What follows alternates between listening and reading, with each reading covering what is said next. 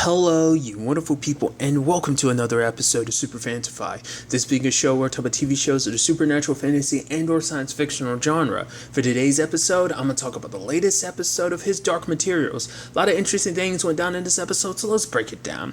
I do like, obviously, we learned a lot of interesting things, kind of also like the division of like kind of other people and the witches. It's kind of just an interesting kind of it seems like when you actually look at it, this world is very divided because there's so many groups. It's just kind of seems like they're kind of sectioned off from each other. It's kind of like you're either kind of like you're either part of like you're either regular folk, you're under the magisterium, you're either a witch, you're Egyptian. It seems like maybe that's just me reading too much into it, but I just think that's kind of an interesting thing that the world just seems so divided, like there's so many groups kind of kept to themselves because the guy they meet this episode, was it Lancelius? He kind of acts as the mediator, kind of keeping the peace between the witches and everyone else, which I think was kind of interesting because like basically Corman is here to try and talk to a witch he knew named Seraphina, which we actually kind of learned a little bit of the tragedy between them. It's like, oh, we haven't seen each other in 40 years. And I'm like, oh, what's that all about? And it's like, oh, they had a child together, and then that child ended up dying. And both of them basically handled it different ways. I guess from what he was kind of talking about, it seems like she basically visited this world's, I guess, version of like the gatekeeper to probably death or whatever. Like, or maybe even death itself in this world, but she wanted to get their child back, their son back, but obviously he just wanted to grieve, so they had very different, obviously very different approaches to that, how they handled their grief, and ultimately it just led to them falling apart, and it's like, I mean, it's not, I doubt it's, an easy thing, I mean, that's just a sad element to know, like, it's like, I think that'd be a strenuous thing on any relationship, just because I'm sure it doesn't help that the other person is just a constant reminder of what you've lost, So it was interesting, too, because we did learn, because obviously there was a moment where, like, Seraphina's demon ended up flying, and they were like, oh, so it is true. Witches can be far away from their demons. I'm like, whoa. Okay, so that's what Miss Coulter is, right? A witch. I mean, we knew she wasn't a normal person because Lyra made such a point of like, how are you so far away from your demon? So it's like, okay, so that's interesting, which makes me wonder how many people know. I feel like the Magisterium must know. I feel like everyone else must not. Like that must not, like what, like her whole deal. Like I don't know if Lyra's brought that up, that maybe because she probably thought like, yeah, something was there going on here, but maybe she didn't think too much of it. I don't know. But I'm like, oh, so that's setting up the fact is that she's a witch, which that in itself is kind of interesting if you think about it, because it's like, well, we see here Coram and Seraphina's story about, being with a witch and having a child, but it's like, well, Miss Coulter and Azrael got together, so it's like, what was that? Like, what was, like, well, not unless she isn't a witch. Now, I mean, I would assume so because of the whole being able to be as far away from her demon, not unless her situation is just a very special case we haven't really dived into yet, but I'm curious what that, I don't know. Because obviously that hasn't come up in conversation. They've talked about Miss Coulter's past a little bit, but maybe that's just not talking about everything that's associated. I mean, granted, we obviously don't know everything. We're only getting bits and pieces. Even Lyra doesn't know the full story. It was kind of interesting because obviously it's kind of like we got to be careful about what we say around him, trying to get him to get word out to Seraphina to get the witches involved, because the town is suffering the same thing as the Egyptians and others, having lost children. But the thing is, no one's really doing anything about it or talking about it in the town. It's almost like they're kind of turning a blind eye to it, because he's like, if you notice, there's actually no kids running around just willy-nilly. It's because of that. They're just not willing to, but it's almost like they're not willing to stick their neck out for someone else. It's like, oh, there's some, well, because I think it's that thing of almost like, it sucks that other people lost their child, but we still have ours, so we're going to keep our child safe, so we're not going to get involved type of situation. But I thought that was kind of interesting. An element to this and kind of connected to that, I do like the fact is, and I think it's kind of interesting that Lyra is using the a lithiameter so much more this episode. It's like you literally just figured out how to use it last episode. Kind of, you figured out the trick to it, and she's been using it like crazy. And I think that speaks volumes on so many levels. Well, because for her, it's the whole thing of like she even makes a remark later on, like, when it's all said and done. I know I'm skipping around, but it was just kind of like, oh, they're kind of like, Yorick is kind of like an Egyptian, kind of, tricked and manipulated, much like the Egyptian. So that makes him kind of like Egyptian, much like me. She's kind of found a home amongst Egyptians, and I think that's interesting because, like, I think because of the lithiameter, I think she feels like, oh, I can always know who's telling me the truth. And I think granted, we don't know if there's going to be a downside to it. I think there will be, because she relies so heavily on it, because her trust has been so messed up in the past. Just because, once again, the college, her uncle, who's really her father, Miss Coulter, she doesn't know who to trust. But now that she knows how to use the lithiameter, it's like I know who I can trust. It'll always tell me the truth.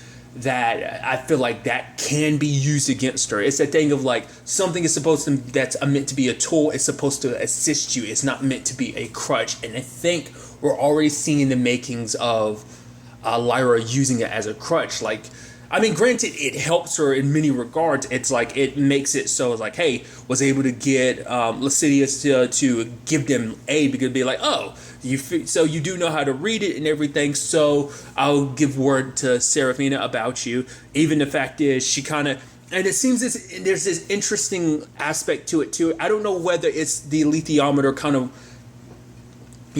of channeling something to her, or whether it's just she's kind of got this natural instinct that flows fluidly with the lithiameter, or maybe this instinct, it's a byproduct of it.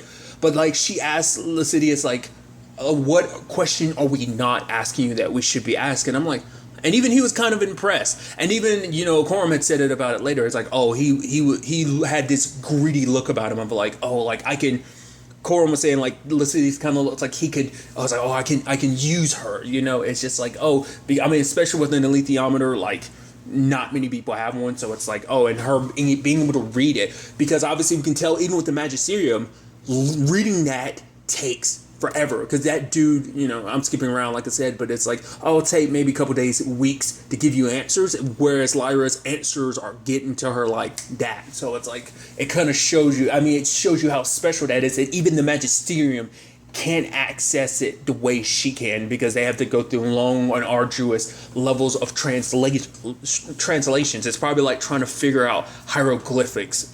It's probably exactly the same thing. That like the translation process, I'm trying to say. So I just think that's kind of something interesting. But I don't know, maybe in the end there won't be anything of like her kind of using it as a crutch. But I'm like, the fact that she used it so much this episode makes me go, that's going to turn into something. I think that's going to be a plot point of like the fact that she'll lose it, or it'll be taken away from her, and she doesn't know what to do without it because she's relied on it so much. But like I said, for now, it's helpful and everything. So it helped out a lot in this episode. But I'm kind of like, it's going to be interesting to see what ends up kind of, happening because of that. But nevertheless, we did get our introduction to both Lee and his demon Esther and Yorick, which is kind of interesting. I'm curious about Lee. Lee kind of reminds me, I think he's almost, well, he's an aeronaut, but he kind of feels like this world's equivalency to like a sky pirate. Like, whether it be, because I haven't seen the movie in so long. Oh God, Stardust and, well, a more reference I can, more specifically kind of make comparison to is Balthier and Fran from Final Fantasy 12. Which is interesting to make that comparison, because it's kind of like, almost kind of like this charming, like, thief, obviously it would fit, Lee's description, but I guess that kind of fits Balthier's, because he's kind of got this like, what would be the word? Kind of this suaveness to him. And it's interesting because Fran is a Vera, which are bunny people, as like, legitimately bunny people, as in rabbit people in Final Fantasy 12. Obviously, like I said, if you're not familiar with Final Fantasy 12, this will all be gibberish. So I think the comparison is interesting. It makes me wonder, were they, because I'm sure the books have been around a while. So I wonder, was any influence in that added info. I don't know. I'm thinking too much. I'm going on a tangent, but I just thought that was just kind of interesting. Now I'm sitting here thinking, comparing Lee and Esther to Balthier and Fran. I find that fascinating. Just once again, I'm just going on a tangent, but it's just, I don't know. He just kind of has like your like almost piratey kind of, I don't know, like I said, suaveness to him. And I do like that he's not like this perfect, like, oh, leading man type of situation, even though it seems like he feels like he is, but he isn't, because he's in that bar fight and everything. And I love that, like, Esther's kind of like cheering him on, like, oh, watch out, yeah, bottle, this and that. It's like, yeah, you got him. It's like, oh, she's kind of like commentating on the fight, and it's like, well, that went well. The moment I was like, I like that. You didn't come in kicking ass and taking names. It's like, you got your ass handed to you. But it's like, well, you walked away with a lot of jewelry from a lot of people. I think like their watches and stuff like that. So it's kind of like, yeah. It's like, who's the real winner here? That's what it almost seems like. I don't know. He has this essence of him where he can be suave, but it also seems like he's kind of a little shifty. It's kind of the word I would say. I don't know. There's just something about him. I'm like, not necessarily scummy, but you get like a little inkling of scummy. I don't know. That's just me. Like there's a lot of depth to him that I'm kind of interested to kind of dive into, especially like his relationship with Yorick, because we find out like the reason why he's trying to rescue Yorick, because it's like he owes him a debt. It's like, you saved me and Esther's life, so we're here to repay that debt. They haven't seen him in 3 years. The fact is, learning more about him and the Armored Bears, that he was kicked out, like his people abandoned him, or at least like he's shunned from his people because of something he did, which it's almost like, because that was something him and Lee talked about, because he was like, whatever it is you did, tell me, because I've done stuff I'm not too keen to talk about either. So it's like, let me know what it is that's kind of keeping you here, because it's like, well, we do know that obviously his armor was taken from him, and I like Lee kind of explaining to Lyra like why it's so important to him, because the fact of the matter is, it's like their armor bears armor is like their soul. It's like you take this special metal sky iron and you forge it. It's forged for you by you. So I think in that moment of making it, like a bond is created, kind of like, and Lee had made this comparison of like the connection between a demon and their other is kind of interesting. Like compare, I guess it's almost like the armor represents a piece of your soul, and once you forged it, there's a bond there that's created that can't be recreated. I think even if he had gotten Sky Iron again, it wouldn't be the same, because your armor is your armor, and I don't know if there's any replacing that. Maybe there is, maybe there's not. I'm curious about it, like what that would kind of entail. But it was interesting because obviously there's stories about like basically you're getting drunk and trashing a place, and that basically the Magisterium was holding him captive because he owes a blood debt to basically make up for the fact is that he caused so much damage, he caused such mayhem, that basically they confiscated his armor and they kept him there, as payment. And he has to kind of work at, because he's very good with metals, obviously they kind of put him to work and stuff like that. Obviously, Lyra and Conram had come to him to try and get him to join their fight, because they're going to need his strength, because the Magisterium has a lot of muscle, so you're going to need muscle, but obviously he doesn't want to. And it took Lyra kind of tricking Lee, and, not necessarily tricking Yorick, but more so Lee, into helping with the whole Yorick situation.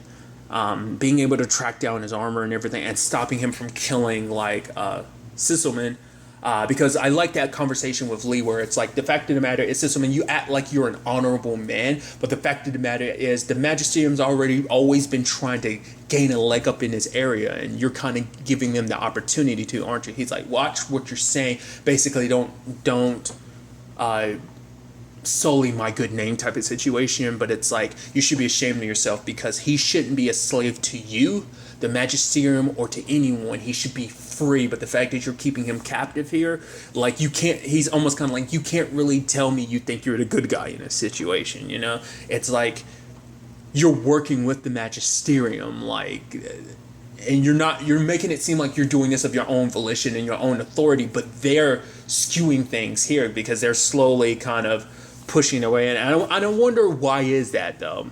That's just something kind of let that happen. I mean, obviously it's probably a thing of like you get benefits from the magisterium to kind of, if you lean more their way. I mean, to be fair, they're the ones who have the more power and stuff like that. But once again, it's like this territory isn't something that they've been trying for years to kind of get a foothold in it. So why would you be the one to kind of, let that happen?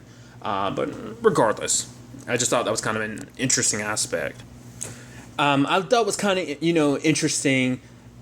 I think this episode also showed you how Lyra can, I mean, to be fair, we've kind of already seen it already of like how when she sets her mind to something, she's going to do it. She's not going to let anyone kind of talk her out of it, because obviously John was like, I don't want that. We're not going to worry about getting Yurik on our side because he's not going to come with us. And the fact is, I guess because in his mind, John had kind of already made up his mind about who Yurik was. And obviously there's a lot there to kind of unpackage, when it comes to Yurik. But I think for him, he just set up in his mind, it's like, the fact is, I've made the decision. I've had the final say. So boom, we're leaving. But obviously Lyra, it's like, like I said, she set her mind something, she's going to do it. So she got not only Lee and Esther, but she also got Yurik as well. And, because obviously she was able to talk Yurik down from killing anyone, because it's like, I know you wanted vengeance. Like, if they tried anything to you, you were going to try and kill them. I mean, to be fair, he was looking for an opportunity. He wanted an excuse to kill them for what they put him through. So... But, it took Lee talking him down to be like, this isn't who you are.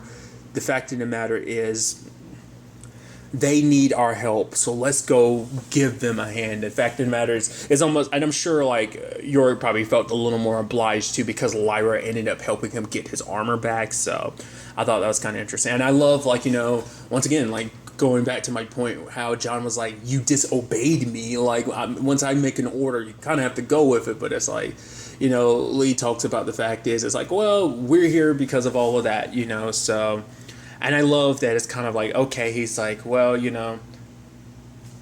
both me, Yurik's a good bear, so as long as you pay him and me, we're all good, we'll fight with you. And it's like, oh, he doesn't know who I am. I thought you said that he was already, grateful. I forgot what exactly he had said, but Lyra was like, no, I said that he would be grateful, and he's like, I was already under the impression that he was already grateful, so now you kind of screwed up my sales pitch a little bit. I thought that was kind of neat.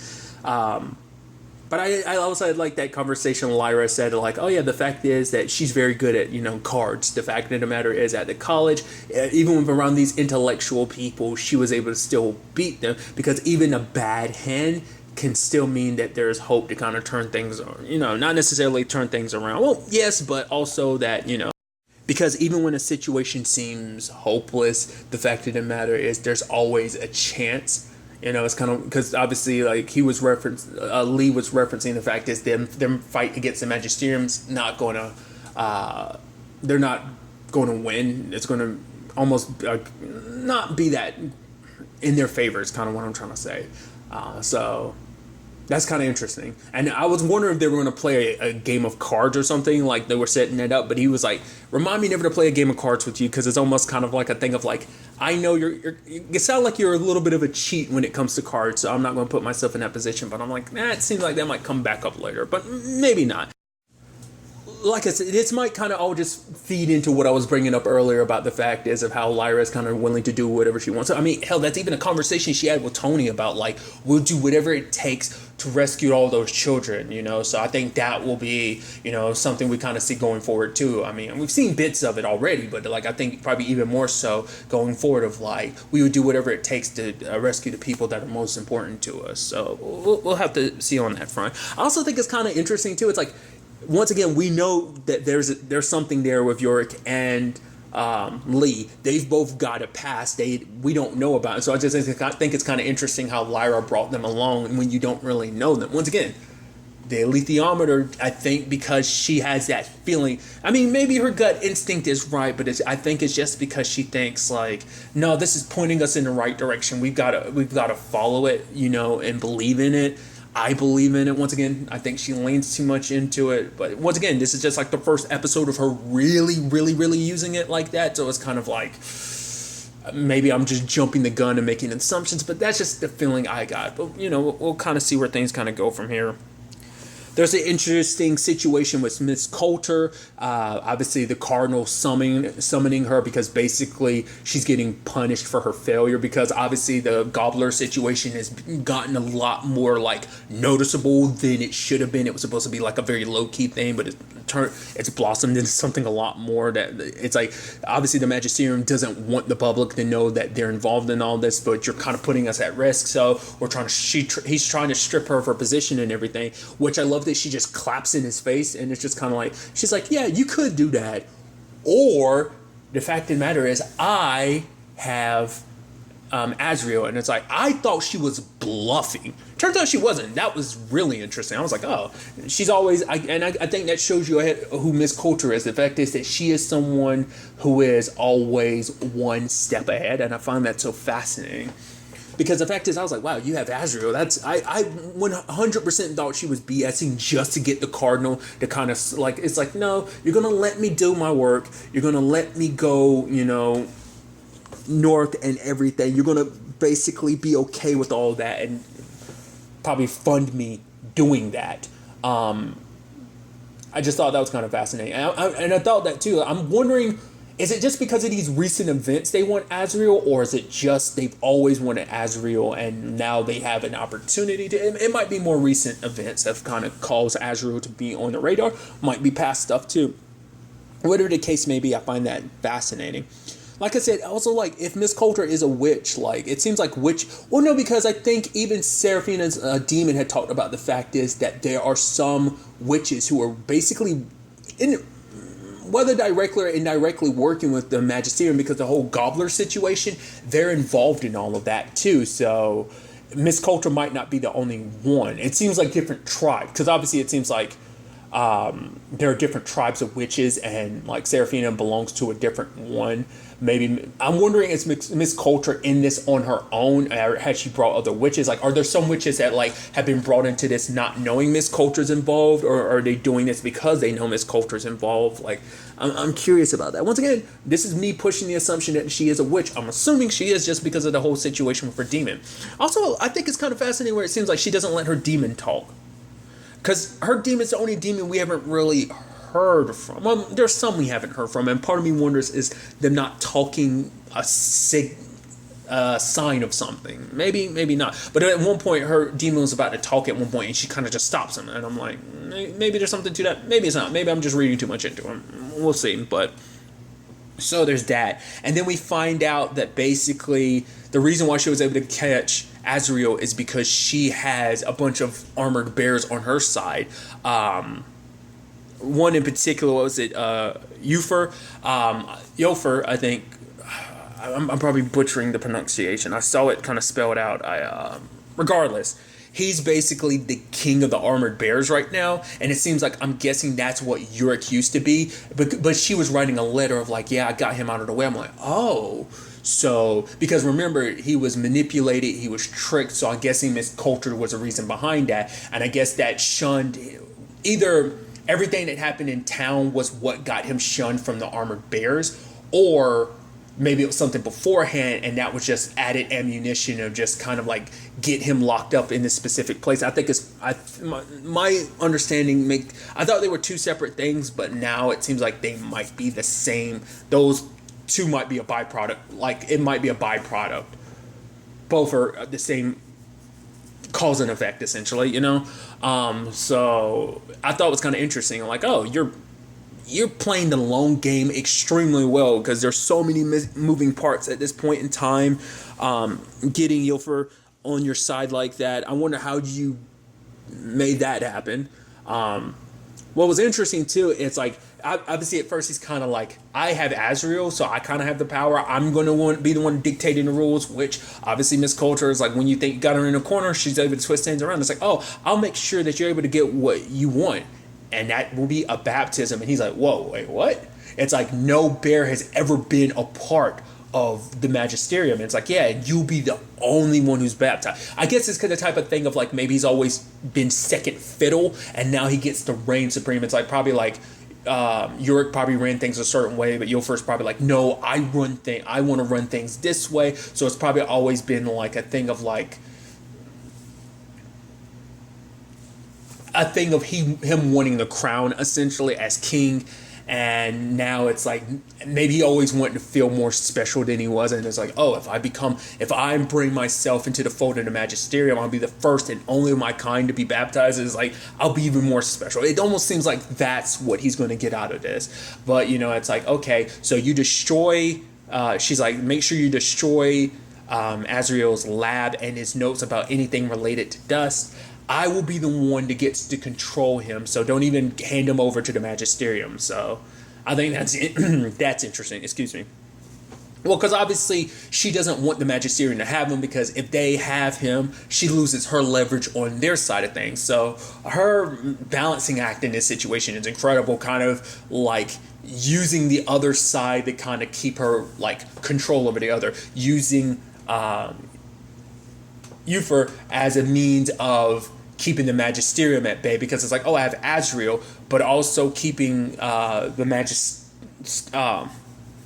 but by keeping Azrael as a piece that like only I know where he is, the magisterium won't do anything to her, so it's like by giving Euphor the promise of the magisterium, you keep him in check too. So it's a very interesting and interesting game she's playing that I'm interested to kind of see where that kind of goes. I haven't even talked about the big thing too of like her wanting to use the alethiometer that the magisterium has, and asking the question of who is Lyra, which the dude was like, almost like, wait, don't you already know they? Which must mean they must know that Lyra's her daughter, right? Or maybe they would have to know, right? Because he was almost looking like, don't you already know? Or maybe she's already asked that before. Maybe she was trying to figure that out. So maybe she's actually previously visited the alethiometer about that. And that's why he's like, but don't you already have the answer to that? But she's like, ask it anyway, which I'm like, are you trying to figure out whether Lyra's actually her daughter, or are you trying to get a little more context to who she is and what role she has to play in all of this? Maybe, maybe not. I don't know. That was just kind of interesting, because even the dude was like, what? You want me to ask it? What? And you have Boreal asking a question too about, excuse me, the dude that he's trying to follow, the one that potentially crossed over into the other world, but then it looks like, wait, he's actually from the other world that potentially crossed over into this. It's like what it was that he discovered and everything. Like Boreal was wanting that answer too. So I think it's kind of interesting timing that both Boreal and, well, because he came looking for answers from the alethiometer because Miss Coulter had done that. So it's kind of like trying to figure out what she's up to. Also, what secrets is he talking about that the dude who's reading the alethiometer has? Part of me goes like, well, the magisterium's kind of a church, so I'm like, is it kind of like church stuff that he's like kind of like his proclivities, or is it meant to be like a sexuality thing, is what they were kind of referencing. I didn't know how to interpret that, whether that's supposed to be like the issue that a lot of people have with a priest in real life, that type of situation, or we're just talking about because he's swing. I mean, it might not even just be necessarily a sexuality thing. Like maybe it's not just a thing of like maybe he's gay. Maybe it's just the fact that he's having sex in general, and that's just kind of a big no-no in the church, So it's like you're supposed to kind of save yourself for God type of situation. So maybe that's what they're kind of implying.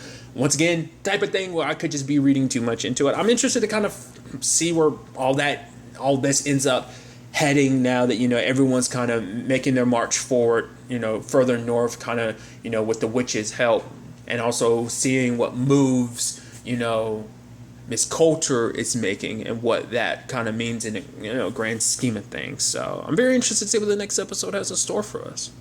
But really, that's all I want to talk about. Until the next one we meet, be happy, be safe, live life to the fullest, and enjoy it. Good day and goodbye.